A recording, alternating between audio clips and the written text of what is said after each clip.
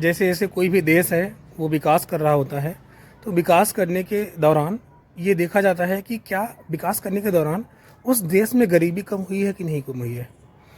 इस तरीके से अगर कोई ज़रूरी नहीं है कि कोई भी देश अगर वो विकास कर रहा है वहाँ पे सारी चीज़ें डेवलप हो रही हैं, लेकिन ये ज़रूरी तो नहीं है ना कि उस देश का जो गरीबी है वो ज़्यादा मात्रा में ख़त्म हो रहा हो।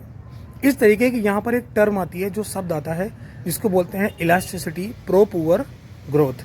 ये बेसिकली ये बताता है कि जैसे जैसे किसी भी देश का विकास होता जाता है, उस देश में ग्रोथ होता जाता है, वैसे वैसे इस ग्रोथ का कितना असर गरीबी पर पड़ता है, क्या उस ग्रोथ से गरीबी कम हुई है कि नहीं, बेसिकली इस चीज़ को मेजर करता है आपका इलास्टिसिटी प्रो पुअर ग्रोथ। अगर ये आपका इलास्टिसिटी ज़्यादा है, पर जो देश है वो डेवलप तो कर रहा है, साथ ही साथ गरीबी भी घट रही है।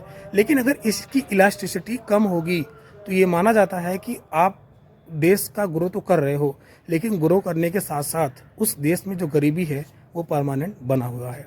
इस तरीके से आपने इस टर्म को समझा, जो कि इलास्टिसिटी प्रो पुअर ग्रोथ है, ये किस तरीके से हमारे मार्केट में हमारी इकोनॉमी पर लागू होता है, उस चीज़ को आप समझ पाए होंगे। और अगर आपको ये वीडियो समझ में आया हो तो हमारी मोटिवेशन के लिए प्लीज़ छोटा सा कमेंट कीजिएगा, ताकि समझ में आए कि आपको ये कॉन्सेप्ट जरूर समझ में आया। Thank you so much guys.